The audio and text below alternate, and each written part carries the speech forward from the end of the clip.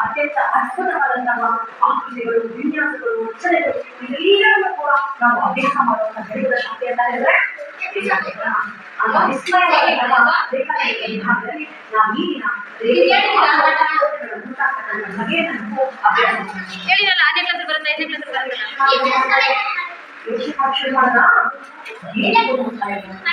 ನೋಡಿ ಇದು ಸಿಂಪಲ್ ಆಗಿರೋ ಒಂದು ಪುಟ್ಟ ಮನೆ ಇದೆ. ಆ ಮನೆಯ ಮಾದರಿ ಔಟ್ಲುಕ್ ಕಾಣಿಸ್ತದೆ ಏನಿದೆ ಇಲ್ಲಿ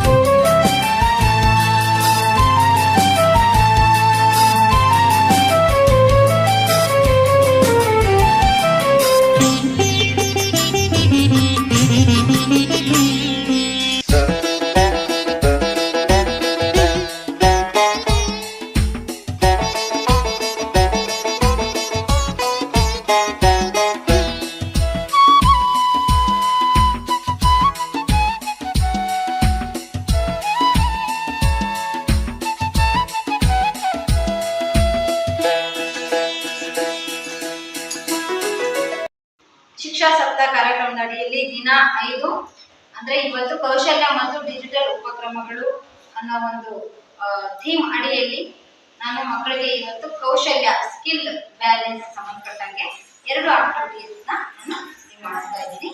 ಈಗ ಮೊದಲೇದು ಈ ಒಂದು ಸಂಖ್ಯೆಗಳ ಮೇಲೆ ಬ್ಯಾಲೆನ್ಸ್ ಮಾಡಿಕೊಂಡು ಶ್ರೀ ಸ್ಟೆಪ್ ಮಾಡ್ತಾರೆ.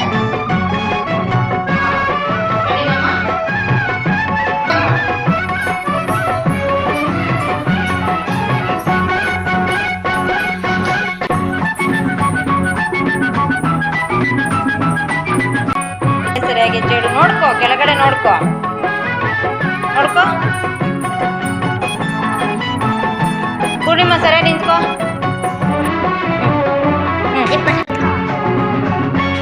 ನಾನು ಈ reflection from the plane mirror ಈ ಒಂದು ಪ್ರಯೋಗವನ್ನು ಮಾಡೋದಕ್ಕೆ ತೆಗೆದುಕೊಂಡಿರ್ತಕ್ಕಂತಹ ವಸ್ತುಗಳು ಒಂದು ಟಾರ್ಚ್, ಒಂದು ಬಾಚಣಿಗೆ ಮತ್ತು ಸಮತಲ ದರ್ಪಣ ಅಂದರೆ ಪ್ಲೇನ್ ಮಿರರ್, ಹಾಗೂ ಇದನ್ನು ಒಂದು ರಟ್ಟಿನ ಮೇಲೆ ನಾನು ಇದನ್ನು ಜೋಡಿಸ್ಕೊಂಡಿದ್ದೀನಿ. ಇದು ಬಾಚಣಿಗೆ ಮತ್ತು ಪ್ಲೇನ್ ಮಿರರ್ಗೆ ಕನಿಷ್ಠ 20 ಸೆಂಟಿಮೀಟರ್ ದೂರ ಅಥವಾ ಅದಕ್ಕಿಂತ ಕಡಿಮೆನಾದರೂ ಇರಬಹುದು. ನಮಗೆ ಇನ್ಸಿಡೆಂಟ್ ರೇಸ್ ಮತ್ತು ರಿಫ್ಲೆಕ್ಟೆಡ್ ರೇಸ್ ಸಿಗುತ್ತೆ. ಇವಾಗ ಈ ಪ್ರಯೋಗ ಹೇಗೆ, ಇಲ್ಲಿ ಇನ್ಸಿಡೆಂಟ್ ರೇಸ್ ಮತ್ತು ರಿಫ್ಲೆಕ್ಟೆಡ್ ರೇಸ್ ಹೇಗೆ ಉಂಟಾಗುತ್ತೆ, ಮಕ್ಕಳಿಗೆ ಹೇಗೆ ಇದನ್ನು ಈ ಒಂದು ವರ್ಕಿಂಗ್ ಮಾಡೆಲ್ ಮುಖಾಂತರ ಮಕ್ಕಳಿಗೆ ಮನದಟ್ಟು ಮಾಡ್ಬೋದು ಅನ್ನೋದನ್ನು ಈಗ ಹೇಳ್ತೀನಿ. ತಾವಿಲ್ಲಿ ನೋಡ್ತಾ ಇರಬಹುದು, ನಾನು ಈ ಟಾರ್ಚ್ ಮುಖಾಂತರ ಬೆಳಕಿನ ಕಿರಣಗಳನ್ನು ಪ್ಲೇನ್ ಮಿರರ್ ಮೇಲೆ ಬೀಳೋ ಹಾಗೆ ಮಾಡಿದ್ದೀನಿ ಬಾಚಣಿಗೆಯ ಮೂಲಕ. ಇಲ್ಲಿ ನೋಡಬಹುದು ಬೆಳಕಿನ ಕಿರಣಗಳು ಈ ಪ್ಲೇನ್ ಮಿರರ್ ಮೇಲೆ ಬಿದ್ದು ಪ್ರತಿಫಲನ ಹೊಂದಿ ಈ ರೀತಿ ವಾಪಸ್ ಬರ್ತಾ ಇದ್ದಾವೆ. ಅಂದರೆ ಇವು ಇನ್ಸಿಡೆಂಟ್ ರೇಸ್ ಮತ್ತು ದೀಸ್ ಆರ್ ರಿಫ್ಲೆಕ್ಟೆಡ್ ರೇಸ್. ಇಲ್ಲಿ ಮಕ್ಕಳಿಗೆ ವಸ್ತುವಿನ ಮೇಲೆ ಬೆಳಕು ಬಿದ್ದು ಅದು ಪ್ರತಿಫಲನ ಹೊಂದಿ ವಾಪಸ್ ಬರುತ್ತೆ ಅನ್ನೋ ಒಂದು ಕಲಿಕಾಂಶವನ್ನು ನಾವಿಲ್ಲಿ ಹೇಳ್ಬೋದು. ಹಾಗೂ ಇಲ್ಲಿ ಪ್ಲೇನ್ ಮಿರರನ್ನು ಹೀಗೆ ನಾವು ತಿರುಗಿಸುವ ಮೂಲಕ ಕೂಡ ಹೇಗೆ ಕಿರಣಗಳು ಪ್ರತಿಫಲನ ಹೊಂದುತ್ತಾ ಇದೆ, ಯಾವ್ಯಾವ ರೀತಿ ಪ್ರತಿಫಲನ ಹೊಂದುತ್ತಾ ಇದೆ, ರಿಫ್ಲೆಕ್ಟೆಡ್ ರೇಸ್ ಹೇಗೆ ನಮಗೆ ಕಾಣ್ತಾ ಇದೆ ಅನ್ನೋದನ್ನು ಕೂಡ ಮಕ್ಕಳಿಗೆ ನಾವು ಈ ಒಂದು ಪ್ರಯೋಗವನ್ನು ಮಾಡೋದ್ರ ಮುಖಾಂತರ ಚೆನ್ನಾಗಿ ಕಲಿಸಬಹುದು. ತಾವಿಲ್ಲಿ ನೋಡ್ತಾ ಇರಬಹುದು incident rays and reflected race.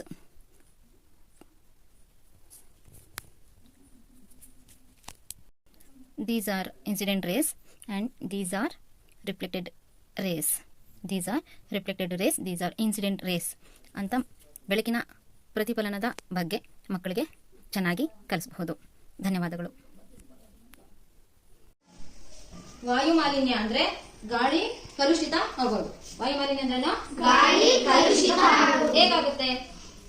ಈಗ ವಾಹನಗಳಿಂದ ಬರುವಂತಹ ಹೊಗೆಯಲ್ಲಿ ರಾಸಾಯನಿಕ ವಸ್ತುಗಳು ಇರ್ತವೆ, ಇಂಗಾಲದ ಡೈಆಕ್ಸೈಡ್, ಇಂಗಾಲದ ಮಾನಾಕ್ಸೈಡ್ ಇವೆಲ್ಲನೂ ಇರ್ತವೆ. ಅದೇ ರೀತಿ ಕೈಗಾರಿಕೆಗಳಿಂದ ನೋಡಿ, ಕೈಗಾರಿಕೆಗಳಿಂದ ಬರುವಂತಹ ಹೊಗೆಯಲ್ಲಿ ಅನೇಕ ರಾಸಾಯನಿಕ ವಸ್ತುಗಳು ಇರ್ತವೆ, ಜೊತೆಗೆ ವಿಷ ವಸ್ತುಗಳು ಕೂಡ ಇರ್ತವೆ. ಇವು ವಾಯುಮಂಡಲದಲ್ಲಿ ಸೇರ್ಕೊಂಡು ಶುದ್ಧವಾದ ಗಾಳಿಯನ್ನ ಏನ್ ಮಾಡ್ತವೆ, ಕಲುಷಿತಗೊಳಿಸ್ತವೆ. ಇದನ್ನ ನಾವು ವಾಯು ಮಾಲಿನ್ಯ ಅಂತ ಕರಿತೀವಿ. ಈ ವಾಯು ಮಾಲಿನ್ಯಕ್ಕೆ ಇನ್ನು ಏನೇನ್ ಕಾರಣಗಳಿರ್ಬೋದು ಹೇಳ್ತೀರಾ? ವಾಯು ಮಾಲಿನ್ಯಕ್ಕೆ ಇನ್ನು ಏನೇನ್ ಕಾರಣಗಳಿರ್ಬೋದು?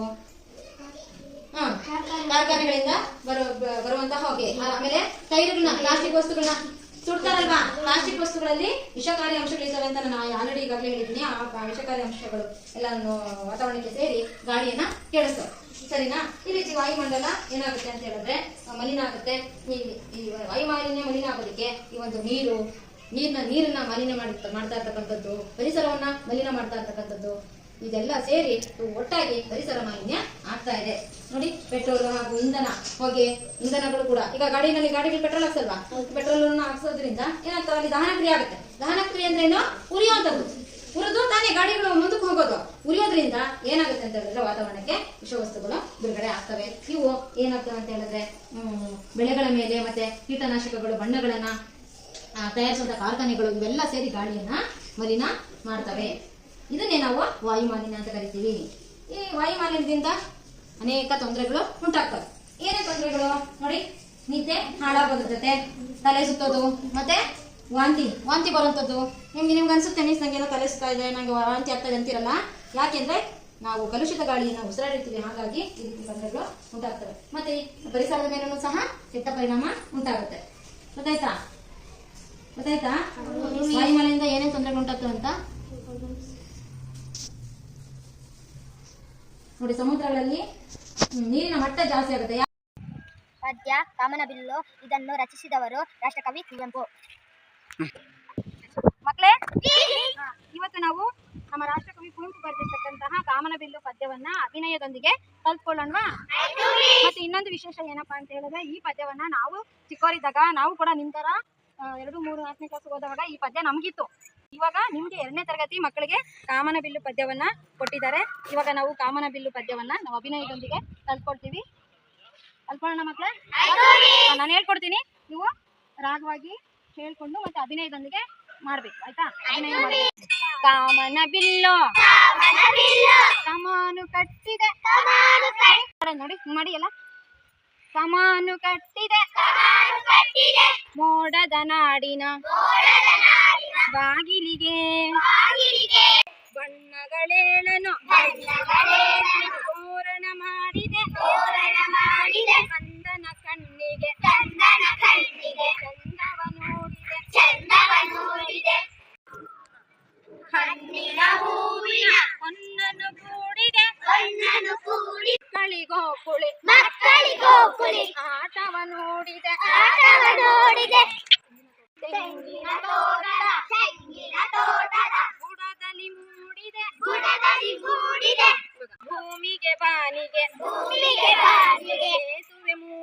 ಸೇತುವೆ ಮೂಡಿದೆ ಕಾಮನಬಿಲ್ಲು ಕಮಾನು ಕಟ್ಟಿದೆ ಮೋಡದ ನಾಡಿನ ಬಾಗಿಲಿಗೆ ಬಣ್ಣಗಳೇಳನು ತೋರಣ ಮಾಡಿದೆ ಕಂದನ ಕಣ್ಣಿಗೆ ಚಂದವ ನೋಡಿದೆ.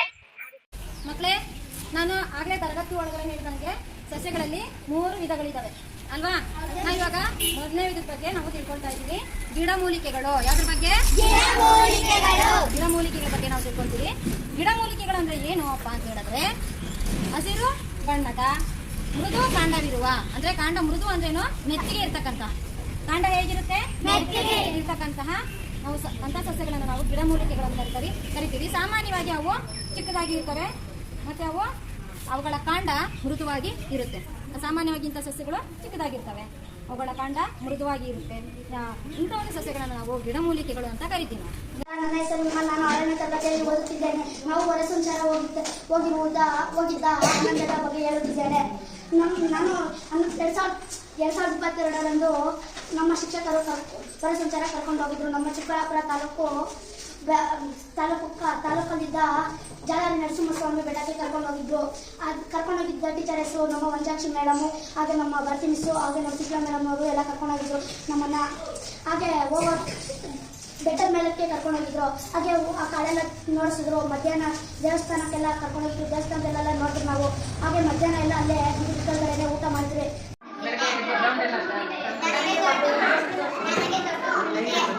ನಾನು ನೀರಲ್ಲಿರುವ ಪ್ರಾಣಿಗಳನ್ನು ತಿನ್ನುತ್ತೇನೆ.